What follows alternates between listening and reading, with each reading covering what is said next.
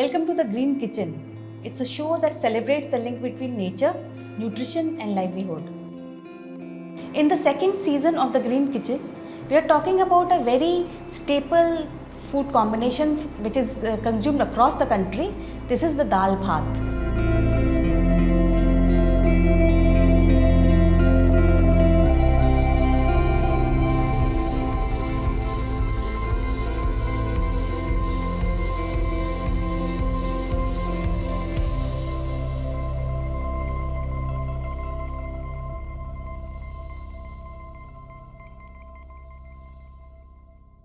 We have black rice from Manipur and we have Urad ki dal, mash. And most people get confused because when we think in terms of, let's say, black rice, we know that Manipur produces very delicious glutinous black rice. And everybody conjures up images of the kheer, which is the milk rice pudding there is, and a thick, sticky rice with milk, and this kheer is associated with, this rice is associated with that. But nobody associates that this rice can also be combined or paired with the black urad dal, the mash dal. I think the beauty of this is, or the irony of this is, so to speak, is that there is only one variety of black dal, mash ki dal, the kali dal, madi dal, dal bukhara, dal maharani, which has from a 7-star deluxe hotel to a dhaba crowded out all other varieties in ways in which this dal is cooked, mash ki dal. So I think mash ki dal, the moong as is called, the black moong, and the green moong is the other dal, dates back to the Vedic period. We have this dal mentioned in Vedic literature. So it's one of the most ancient foods which the Indians had. And the black rice from Manipur again is interesting in a manner because we have red rice, we have blackish rice, we have pinkish rice, we have colored rice of various varieties, not only in Manipur, we have it in Kerala, we have it in Tamil Nadu, the areas adjoining Abating, Kerala, we have it in Himachal Pradesh, we have it in Uttarakhand. And this rice is supposed to be a very special rice. It is not, well, this one is pretty good to look at, it's slim, long grained, but it is not as aromatic as the queen of all rice, basmati, as it is said. And I think that is the kind of children of a lesser god syndrome the other rices suffered from. Everybody compares every rice with basmati. So why isn't it aromatic? Why is it long grained? Why is it?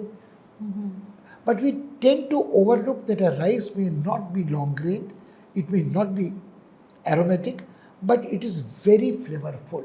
It is a taste of its own. It is an identity of its own. And we don't have to restrict ourselves to the kheer made with this rice, sticky rice.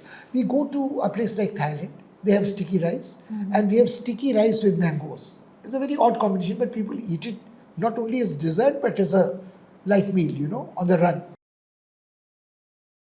I recall that in this Green Kitchen, we have done an episode with Mapali, Tamba rice from Kerala, which is again a colored rice, but very different from this rice. We have also mentioned the red rice from Uttarakhand, but this is a very, very special. The legend and lore tells us that it was once prohibited for a common man to eat this rice because it was grown only for the royalty, the people who ruled there. I would like this rice to be better known. Now, unfortunately, Manipur has had a very kind of turbulent life for the past decade or so. And agriculture, this has affected the agriculture. Because according to the local legend and lore, this rice dates back to 1st century BCE in that area. I mean, this rice was probably one of the most original children of this land. So this rice again, like most rice of this variety, hardy rice, glutinous rice, is not only the nutrition content which is remarkable, it needs very little water to grow. And it doesn't need very tender loving care to nourish it to profitable resources. So I think this is something which we should keep in mind. That it is good in it is a low glycemic index, it is good protein content.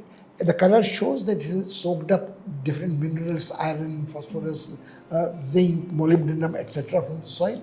And it is a very interesting rice to eat as a rice.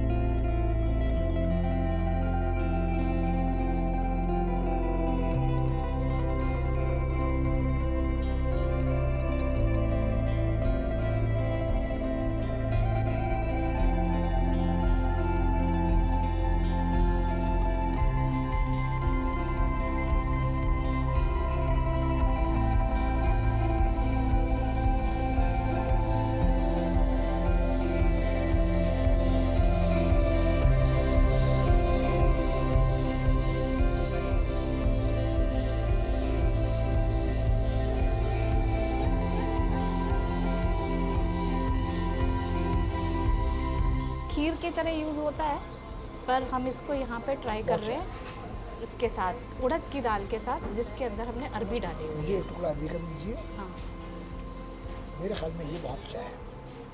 It's tasty all right. इसमें जैसे उसके अंदर इतने सारे मसाले होते हैं, इसमें एक दाल का ही टेस्ट आ रहा है। आप देखिए ना, इसमें दाल और चावल दोनों का मज़ा अपना अलग है।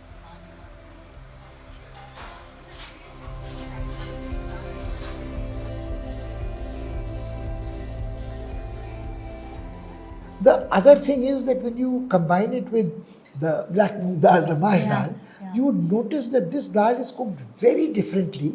They put in this dal colocasia, ये जो अरबी जिसे हम कहते हैं, it goes into it. It also is there's a very interesting name. It's called Sagol Hawaii Uti. Now, there's a bit of a Sagol gives you a clue, but maybe in Manipuri it means something else. But for a non-Manipuri, Sagol means that it's cooked with a vegetable, colocasia. When they cook it traditionally, they add soda bicarb to it. So for the first time I saw it being cooked with soda bicarb, I was a little amused. Why should soda bicarb go into the Mahdi dal? It doesn't go into the Punjabi Mahdi dal, Macholi dal and so on. Till it dawned on me that whole of Northeast has a basic flavor preference. They may use very little spices in their food, but they definitely use kheer. And kheer is the alkaline substance obtained by burning a plantain stem or a papaya stem and then filtering that ash through water and using it for flavor. So that is the kind of thing which is indispensable for them.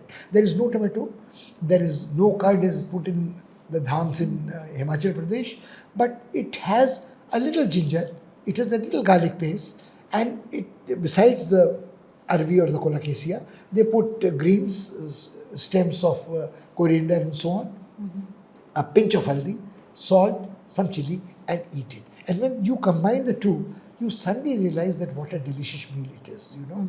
It's a totally different Mahdi dal.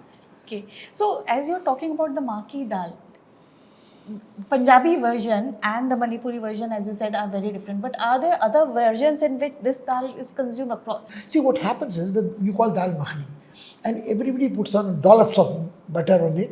Some also go the whole way and put some cream on top, and then some have grated cheese on it. So it becomes extra rich and extraordinary. But the word makhani dal always referred to a dal with the texture of butter, satin smooth. So we have forgotten that. We have touched upon this subject earlier also.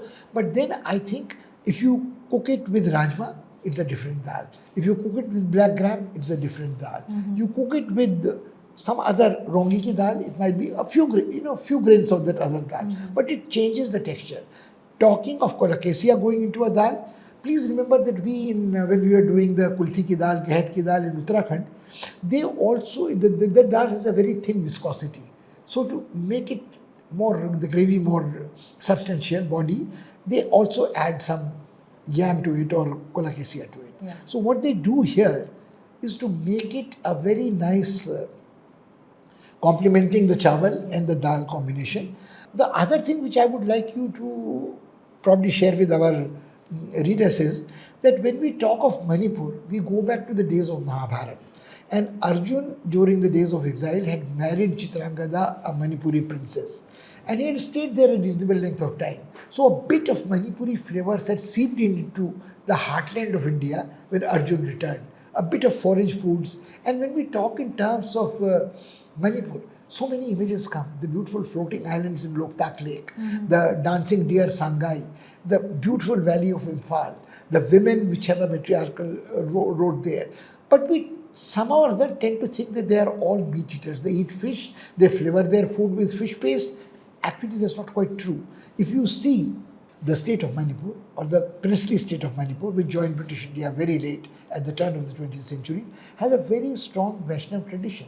It is dates back to centuries, and the Vaishnav tradition takes us to the Ras Leela in Manipur, or the people who are strictly vegetarian. So this is one of those combinations which is a strictly vegetarian Dal Bhaat combo coming from an area which is a strong Vaishnav tradition.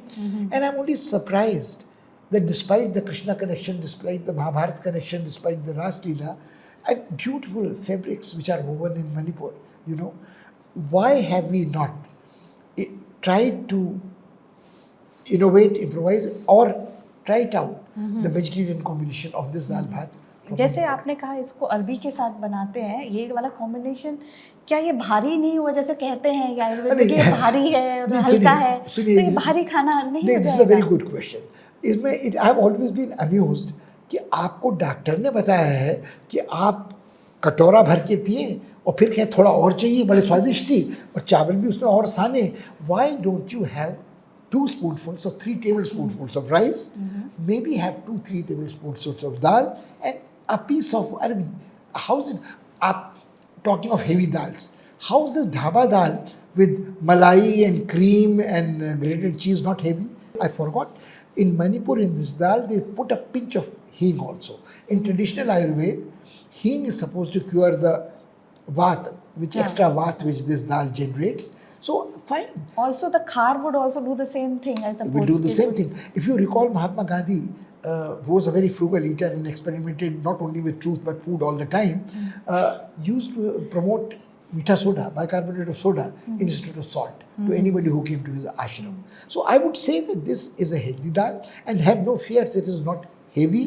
It's only your greed and gluttony which may result in some ill effects. Okay. Also, I suppose because if you are eating it with this rice, which is rich in antioxidants and has all sorts of minerals, it would still be a nutritious meal even if you have little of it. Vibhaji, what I have a problem is that when you start eating, you don't think in terms of lysine, zinc, minerals, vitamins, amylines, whatever are the technological terms, scientific terms, you would know much better than I would. You eat it for taste.